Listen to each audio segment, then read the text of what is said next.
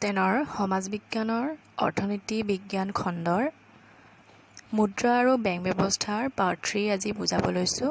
মুদ্ৰা কি আৰু ইয়াৰ বৈশিষ্ট্যসমূহ। ইংৰাজ অৰ্থনীতিবিদ জিঅফ্ৰী ক্ৰাউথাৰৰ মতে মুদ্ৰা হৈছে বিনিময়ৰ মাধ্যম হিচাপে সাধাৰণ গ্ৰহণযোগ্যতা থকা আৰু সামগ্ৰীৰ মূল্যৰ মাপকাঠি আৰু মূল্যৰ ভাণ্ডাৰ হিচাপে কাৰ্য সম্পাদন কৰা যিকোনো সামগ্ৰীয়ে মুদ্ৰা হ'ব পাৰে যেতিয়া সেই সামগ্ৰীৰ সাধাৰণ গ্ৰহণযোগ্যতা থাকিব আৰু লগতে সামগ্ৰীৰ মূল্যৰ মাপকাঠি থাকিব আৰু সঞ্চয় কৰি ৰাখিব পাৰি। সেই সামগ্ৰীবোৰ হৈছে মুদ্ৰা। মুদ্ৰাৰ বৈশিষ্ট্যসমূহ। প্ৰথমটো বৈশিষ্ট্য হৈছে মুদ্ৰাৰ সাধাৰণ গ্ৰহণযোগ্যতা থাকিব লাগিব, নহ'লে মুদ্ৰাৰ বিনিময়ৰ মাধ্যম হ'ব নোৱাৰে। যিবোৰ সামগ্ৰী মুদ্ৰা হিচাপে ব্যৱহাৰ কৰা হয় সেইবোৰৰ সাধাৰণ গ্ৰহণযোগ্যতা থাকিব লাগিব। যদিহে সাধাৰণভাৱে গ্ৰহণযোগ্য নহয় তেন্তে মুদ্ৰা হ'ব নোৱাৰে। আৰু মুদ্ৰাৰ সাধাৰণ গ্ৰহণযোগ্যতা বৈশিষ্ট্যটোৱেই হৈছে আটাইতকৈ গুৰুত্বপূৰ্ণ বৈশিষ্ট্য। চিনাক্তকৰণ সহজ হ'ব লাগিব। যিবোৰ সামগ্ৰী আমি মুদ্ৰা হিচাপে ব্যৱহাৰ কৰোঁ বা কৰিব পাৰি বা ধৰা হয় সেই সামগ্ৰীবোৰ আন সামগ্ৰীতকৈ বেলেগ হ'ব লাগিব। আৰু মুদ্ৰাৰ চিনাক্তকৰণ যদি সহজ নহয় তেন্তে সামগ্ৰীৰ বেচা কিনাৰ ক্ষেত্ৰতো সমস্যাৰ সৃষ্টি হ'ব। মুদ্ৰা সহজে নষ্ট হৈ যোৱা সামগ্ৰী হ'ব নোৱাৰে আৰু মুদ্ৰা কেতিয়াও সহজে নষ্ট হৈ যাব নালাগিব। মাছ, কণী, গাখীৰ ইত্যাদিৰ কোনোটোৱে মুদ্ৰা হ'ব নোৱাৰে, কাৰণ এইবোৰ সহজে নষ্ট হৈ যায়। বেছি দিনলৈ এইবোৰ সাঁচি ৰাখিব নোৱাৰি। মুদ্ৰা সঞ্চয়ৰ ভাণ্ডাৰ হ'ব লাগিলে মুদ্ৰা বেছি দিনলৈ টিকিব লাগিব। এতিয়া যিবোৰ আমি মুদ্ৰা ব্যৱহাৰ কৰি আছোঁ, কাগজী মুদ্ৰা, সেইবোৰ হয় কাগজৰ পৰা তৈয়াৰী যদিও সেই মুদ্ৰাবোৰ সহজতে নষ্ট হৈ নাযায়। তাক মুদ্ৰা বুলি ক'ব পাৰি। মুদ্ৰাৰ আন এটা বৈশিষ্ট্য হৈছে মুদ্ৰা সমজাতীয় বা পূৰ্ণ সাদৃশ্যযুক্ত হ'ব লাগিব। মুদ্ৰাৰ প্ৰকৃতি একেই হ'ব লাগিব, দেখাত একেই হ'ব লাগিব আৰু সম্পূৰ্ণ একেই হ'ব লাগিব। উদাহৰণ দিয়া হৈছে, যদি এখন 100 টকীয়া নোটৰ আকাৰ ডাকটিকটটোৰ দৰে একেবাৰে সৰু আৰু আন এখন 100 টকীয়া নোট বাতৰি কাকত এখনৰ সমান বৃহৎ আকাৰৰ হয় তেনেহ'লে সামগ্ৰীৰ লেনদেনৰ ক্ষেত্ৰত বেমেজালিয়ে দেখা দিব। যদি আমাৰ মুদ্ৰাবোৰ কিছুমান সৰু কিছুমান ডাঙৰ এনেধৰণৰ হয় তেনে মুদ্ৰা বুলিব নোৱাৰি, কাৰণ মুদ্ৰা আৰু এনেকুৱা ডাঙৰ সৰু হ'লে তাৰ আকাৰবোৰ নিমিলিলে আমাৰ সামগ্ৰীৰ লেনদেনৰ ক্ষেত্ৰতো সমস্যাৰ সৃষ্টি হ'ব পাৰে। সেয়ে মুদ্ৰাবোৰ সদায় একে আকৃতিৰ আৰু আকাৰৰ হ'ব লাগিব। জোখ মাপবোৰ একেই হ'ব লাগিব। মুদ্ৰাৰ তাৰল্য গুণ থাকিব লাগিব।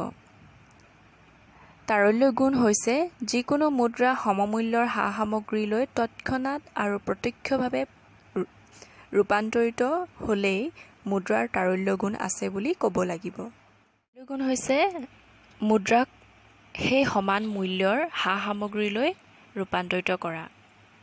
যিমান মুদ্ৰা আছে সিমান সেই একেই মূল্যৰ সামগ্ৰীলৈ মুদ্ৰাক ৰূপান্তৰিত কৰাই হৈছে তাৰল্য গুণ। বিনিময় প্ৰথাৰ সামগ্ৰীৰ তাৰল্য গুণ নাথাকে, কাৰণ সামগ্ৰী তৎক্ষণাত আৰু প্ৰত্যক্ষভাৱে আন সামগ্ৰীলৈ ৰূপান্তৰ হ'লেও সামগ্ৰীবোৰ বেছিদিন নিটিকে। সামগ্ৰীৰ তাৰল্য গুণ এইকাৰণে নাথাকে কাৰণ সামগ্ৰী আমি তৎক্ষণাত বেলেগ সামগ্ৰীলৈ ৰূপান্তৰিত কৰিব পাৰোঁ হয়, কিন্তু এইবোৰ বেছিদিন থৈ দিব নোৱাৰোঁ কাৰণ নষ্ট হৈ যায়। সোণ, ৰূপ, মাটি-বাৰী ইত্যাদিও মুদ্ৰাৰ দৰেই পৰিসম্পদ, কিন্তু সেইবোৰৰ তাৰল্য গুণ মুদ্ৰাতকৈ কম হ'ব। মুদ্ৰা সামগ্ৰীলৈ তৎকালীনভাৱে আৰু প্ৰত্যক্ষভাৱে ৰূপান্তৰিত হয়, কিন্তু সোণ, ৰূপ আদি পৰিসম্পদৰ ক্ষেত্ৰত ৰূপান্তৰ সহজ নহয়। সোণৰূপ ইত্যাদি সামগ্ৰীলৈ ৰূপান্তৰ কৰিবলগীয়া হ'লে পোনতে সোণ বা ৰূপ বা ভূমি বিক্ৰী কৰিব লাগিব আৰু বিক্ৰীৰ দ্বাৰা উপলব্ধ ধনখিনিৰে সামগ্ৰী কিনিব পৰা যাব। ইয়াৰ অৰ্থ এইটোৱেই যে অন্য সামগ্ৰীবোৰ নষ্ট হৈ যায়, কিন্তু সোণ ৰূপ বা মাটি বাৰী এইবোৰ কেতিয়াও নষ্ট হৈ নাযায়। কিন্তু এইবোৰৰ তাৰল্য গুণ মুদ্ৰাতকৈ কম। এইকাৰণে কম কাৰণ এইবোৰ সামগ্ৰীলৈ ৰূপান্তৰ কৰিব হ'লে প্ৰথমে সোণ ৰূপ বা মাটি বিক্ৰী কৰিব লাগিব আৰু আমি সহজে এইবোৰ বিক্ৰী কৰিব নোৱাৰোঁ। বিক্ৰী কৰি যি টকা পাম সেই টকাৰে সামগ্ৰী কিনিব লাগিব, তেতিয়াহে তাৰল্য বা অন্য সামগ্ৰীলৈ ৰূপান্তৰিত হ'ব। কিন্তু মুদ্ৰাৰ দ্বাৰা প্ৰত্যক্ষভাৱে ডাইৰেক্ট আমি ৰূপান্তৰ কৰিব পাৰোঁ, কিন্তু সোণ ৰূপৰ দ্বাৰা আমি ডাইৰেক্ট কৰিব নোৱাৰোঁ। আমি প্ৰথমে সোণ ৰূপ আমি বিক্ৰী কৰিব লাগিব আৰু সেই যি টকা পাম সেই টকাৰে আমি বেলেগ সামগ্ৰী ক্ৰয় কৰিব লাগিব। সেয়ে সোণ ৰূপৰ তাৰল্য গুণ কম বুলি কোৱা হৈছে। দিছে মুদ্ৰা হস্তান্তৰযোগ্য হ'ব লাগিব, অৰ্থাৎ মুদ্ৰা এজনৰ পৰা আনজনলৈ যাব পৰা হ'ব লাগিব।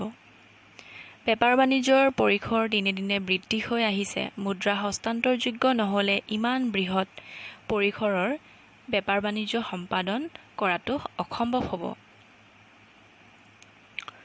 অৰ্থাৎ বেপাৰ বাণিজ্য এইকাৰণে বাঢ়িছে কাৰণ মুদ্ৰা হস্তান্তৰযোগ্য, এজনৰ পৰা আনজনলৈ অহা যোৱা হয়। বৰ্তমান মুদ্ৰা আৰু বেংকিং ব্যৱস্থাই এনে এটা পৰ্যায় উপনীত হৈছে যে য'ত মুদ্ৰাৰ প্ৰকৃত হস্তান্তৰ নোহোৱাকৈয়ে লেনদেন সম্পাদিত হৈছে। ব্যক্তি দুজনৰ মাজত মুদ্ৰা হাতে হাতে দিয়া লোৱা নহ'লেও বেংকৰ হিচাপৰ বহীতে এইবোৰ লেনদেন সম্পাদিত হৈছে। ক্ৰেতাৰ হিচাপৰ ঘৰত লেনদেনটোৰ মূল্য বিয়োগ কৰা হৈছে আৰু বিক্ৰেতাৰ হিচাপৰ ঘৰত সেই মূল্য যোগ দিয়া হৈছে আৰু ইয়াক কোৱা হয় আভ্যন্তৰীণ বেংকীকৰণ। কাৰণ এইটো ভিতৰি হয়, সেয়ে আভ্যন্তৰীণ বেংকীকৰণ বুলি কোৱা হৈছে। মুদ্ৰা হৈছে বিভাজনীয় কাৰণ ইয়াক ভাগ কৰিব পাৰি। অধিক মূল্যৰ মুদ্ৰা কম মূল্যৰ মুদ্ৰাৰ সমষ্টিলৈ ৰূপান্তৰ কৰিব পাৰি। অৰ্থাৎ এতিয়া যদি আমাৰ ওচৰত 1000 টকা আছে, সেই 1000 টকাক আমি কেইবা ভাগো কৰিব পাৰোঁ। আমি 500 টকীয়া আমি যদি খুচুৰা কৰোঁ, দুখন যদি 500 টকা নোট হয় তেতিয়া দুভাগ কৰা হ'ব। ঠিক তেনেকৈ আমি 10 ভাগো কৰিব পাৰোঁ 100 টকাকৈ খুচুৰা কৰি। এইদৰে আমি সৰু সৰু মুদ্ৰালৈ আমি ৰূপান্তৰ কৰিব পাৰোঁ। বিনিময় প্ৰথাত কিন্তু এইটো সম্ভৱ নাছিল। সামগ্ৰীবোৰ আমি ভাগ কৰিব নোৱাৰিছিলোঁ আৰু এই অসুবিধা থকাৰ বাবেই বিনিময় প্ৰথা উঠি গ'ল আৰু মুদ্ৰা ব্যৱস্থাটো আহিল। 50 পইচাৰ লেনদেন নাইবা 50 কোটিৰ লেনদেনৰ বাবেও প্ৰয়োজনীয় মুদ্ৰা উভৈনদী। ঘৰটো হৈছে মুদ্ৰাৰ মূল্যৰ স্থিৰতা থাকিব লাগিব। অৰ্থাৎ মুদ্ৰাৰ যিটো মূল্য আছে সেইটো সদায় স্থিৰ হ'ব লাগিব। যদি কেতিয়াবা মুদ্ৰাৰ মূল্য কমি যায় তেতিয়া কিন্তু মুদ্ৰা গ্ৰহণযোগ্যও কমি যাব। যিহেতু এতিয়া মুদ্ৰাৰ মূল্য আছে সেয়ে ইয়াৰ গ্ৰহণযোগ্যতাও বেছি।